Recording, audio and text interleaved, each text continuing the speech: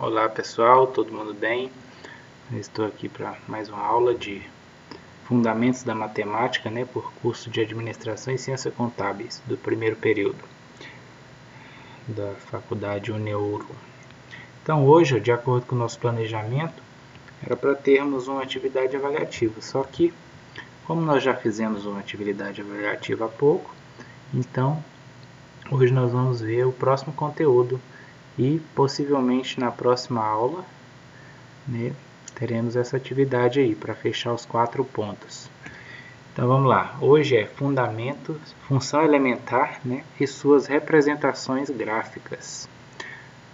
Então vamos ver um pouquinho de função e um pouquinho da representação de cada tipo de função. Aqui nós temos a função determina uma relação entre os elementos de dois conjuntos. Podemos defini-lo utilizando uma lei de formação em que para cada valor de x, temos um valor de f de x, que chamamos o x de domínio, e f de x, ou y, f de x pode ser chamado de y também, de imagem da função. A formalização matemática para a definição de função é dada por, seja x um conjunto de elementos de x e y, um conjunto de elementos de y, temos que a função f de x em y, x em y. Então você tem aqui valores de x, você atribui na função e tem como resultado valores de f de x, ou valores de y, ou seja, um exemplo aqui, se eu tiver, por exemplo,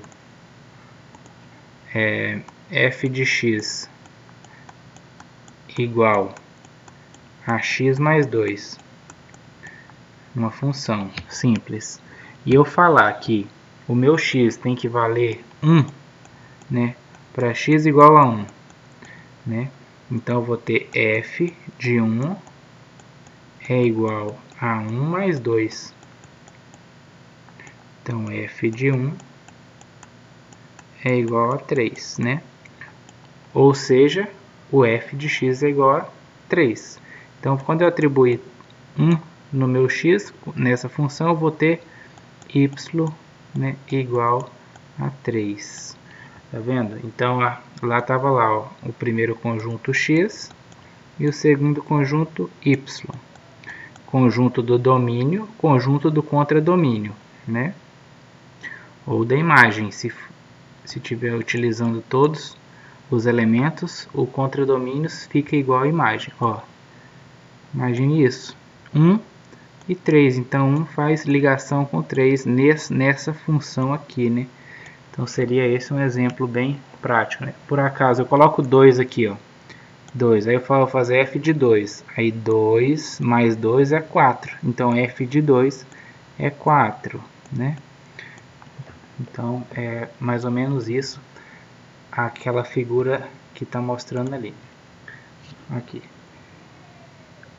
Assim sendo, cada elemento do conjunto x é elevado a um único elemento do conjunto y. Essa ocorrência é determinada por uma lei de formação. A partir dessa definição é possível constatar que x é a variável independente e que y é a variável dependente, ou seja, eu posso atribuir qualquer x, mas a partir da hora que eu aplico esse x na função, tem que dar um resultado de y, Então, o resultado de y depende de x, por isso que é o resultado dependente.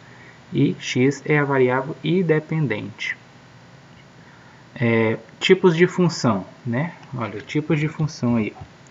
As funções podem ser classificadas de 3 tipos, a saber, função injetora ou injetiva, Função injetora injetiva. Nessa função, cada elemento do domínio associa-se a um único elemento da imagem. Todavia, pode existir elementos do contradomínio que não são imagem. Quando isso acontece, dissemos que o contradomínio e a imagem são diferentes. O que é isso? Vou mostrar para vocês. Então, aqui eu vou utilizar de novo. Vou apagar aqui. Olha só. Como que eu consigo observar isso? Eu tenho aqui um conjunto x e um conjunto y, né? Vou escrever aqui x e y. Eu nem vou colocar números, eu vou colocar pontinhos aqui para simbolizar os números. Ó. Pode ser qualquer número. Então, o que ele está dizendo para ser injetora, todos os elementos de x tem que fazer ligação com um de y, né? Então é assim, ó. Esse faz ligação com esse igual 1 e o 2 lá no passado, 1 e 3. Ó, esse com esse com esse e esse com esse, né? E pode sobrar aqui elementos no y, né? É o que ele disse aqui, ó. Todavia, pode existir elementos no contradomínio que não são imagem, que não são utilizados então, né? Então, na função injetora, cada elemento de x associa-se a um único elemento da imagem. Exatamente assim. Então, isso aqui chama função injetora. Eu vou deixar ela aqui e vou fazer a outra junto para vocês verem. Então, a outra aqui, ó, é função... Aqui tem um exemplo, né? Ó, ligou, né? Os três ligou e sobrou o b aqui, né? Pode. Função sobrejetora. Na função sobrejetora, todos os elementos do domínio possuem um elemento na imagem. Pode acontecer de dois elementos do domínio possuírem a mesma imagem, né? Ou seja, aqui, ó, na sobrejetora já é assim, ó, x, y, ó, vamos colocar só 3 aqui. E aqui eu vou colocar 1, 2, aqui é 4. Vamos acabar de ler lá. Então, pode acontecer de dois elementos, tá? Neste caso, a imagem contra domínio possui a mesma quantidade de elementos, né? Isso mesmo. Então, é desse jeito aqui, ó. Então, o elemento faz aqui, o outro tem nesse, esse aqui tem com o último, e esse aqui tem com o último também, ó. Dois elementos de x faz ligação em um único elemento de y. Quando acontece isso, ela é sobrejetora, né? Sobrejetora. E aqui, ó, é injetora. E a última classificação, que é a bijetora. Essa função é ao mesmo tempo injetora e sobrejetora. Por isso, cada elemento de x relaciona-se com um único elemento de f de x. Nessa função não acontece de dois números distintos possuir a mesma imagem, e o contradomínio e a imagem possuem a mesma quantidade de elementos, né? Então, nesse último exemplo, vamos aumentar aqui nosso campo de visão, né? Assim. Esse último exemplo é dessa forma, ó. Todos os elementos aqui fazem ligação com todos de lá e não sobra nenhum, e nenhum faz ligação em dois. Então é, ó, esse nesse, esse nesse e esse nesse, ó. Não sobra nenhum, né? Igual no A. Ou melhor, no A pode sobrar. E não faz ligação em dois pontos, né? Tem que fazer uma ligação só e fazer ligação em todos. Então tem que ser um e o outro ao mesmo tempo. O exemplo aqui também está aqui abaixo, né? Olha só. Então cada um faz ligação só em um elemento. Beleza. Eu vou fazer um exemplo ali, ó. Aqui. Olha só. Vou apagar. Vou fazer um exemplo. Colocar os números quaisquer aqui, né? 1, 2 e 3. A função é f de x é igual a x ao quadrado mais 1. É uma função qualquer. E aqui eu vou colocar 2, 5 e 10 e 12. Beleza. Então, ó, o que eu vejo aqui, ó, ou um vai fazer ligação em 2, ou vai sobrar 1, né? Então, se eu colocar aqui o 1 no lugar do x, vai ficar 1 ao quadrado, 1, mais 1, 2. Então, esse 1 faz ligação no 2. Se eu colocar 2, 2 ao quadrado, 4, mais 1, 5. Né? Então, 2 vai no 5. Se eu colocar o 3, 3 ao quadrado dá 9. 9 mais 1, 10. Então, 3 vai no 10. Veja só, todos os elementos fez ligação com a y aqui, né? E sobrou 1, né? Então, eu classificaria essa função aqui como injetora, né? Olha só. Então, é dessa forma que nós fazemos as classificações, né? Só um exemplo aí, bem simples. Então, depois, a função são representadas graficamente. Para isso ser feito, utilizamos duas coordenadas, que são x e y. O plano desenhado é bidimensional. A coordenada x é chamada de abscissa e a y de ordenada. Juntas em funções, elas formam lei de formação. Veja a imagem do gráfico. Né? Então, o que tem o gráfico aqui? Ó? Vocês devem lembrar bem.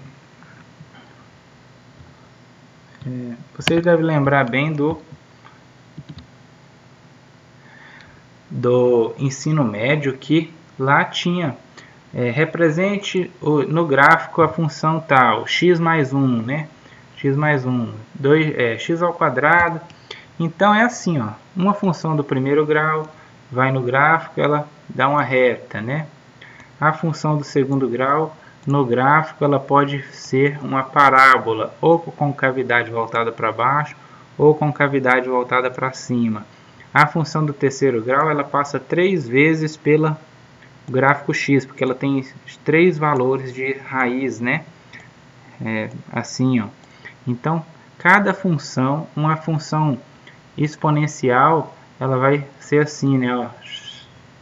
E uma função logarítmica vai ser, acho que é assim, né? Então, ali agora virou uma bagunça aqui, né? Mas agora, ali a seguinte, nós vamos ver todas essas classificações, né? Olha só, pode ser uma função constante, pode ser uma função par, pode ser uma função ímpar, pode ser uma função afim, polinomial do primeiro grau, ou seja, uma equação do segundo grau, né? Função linear, função crescente, função decrescente, pode ser quadrática, ou modular, ou ainda exponencial. Né? Ainda faltou aqui a logaritmo. Ah, tá aqui, ó. Logaritma, trigonométricas e função de raiz. Então aqui, ó, bem rápido. Função constante. A função constante tem valores de y iguais, né? Ou poderia ser de x, que ela sempre vai estar à mesma distância do eixo. Olha só essa aqui, ó. Ela está cortando no 2 aqui, ó, infinitamente, né? Então, os valores de x mudam e o de y continua sendo 2. Né? Ó, por isso que é constante. Depois, a função par, ela pode ser uma equação do segundo grau. Né? Porque a função par, na maioria das vezes, o expoente é par. Né? Ó, x ao quadrado, x à quarta, x à sexta. São funções pares. E ela vai dar uma parábola, né? Se for do quarto grau, vai dar alguma coisa mais diferente aqui, né? Sinuosa. Mas a função par é mais ou menos desse jeito. Depois, tem a função, pode ser x ou pode ser x ao cubo. Ou 3x, né? O índice do x é 1, né? E 1 é ímpar. Ó, pode ser que ela dá uma reta, ou se fosse ao cubo, poderia ser sinuosa assim, ó. Uma cobrinha, né? Função polinomial também é considerada, o polinômio, se for de primeiro grau, é uma equação do primeiro grau. Se a equação do primeiro grau é reta, né?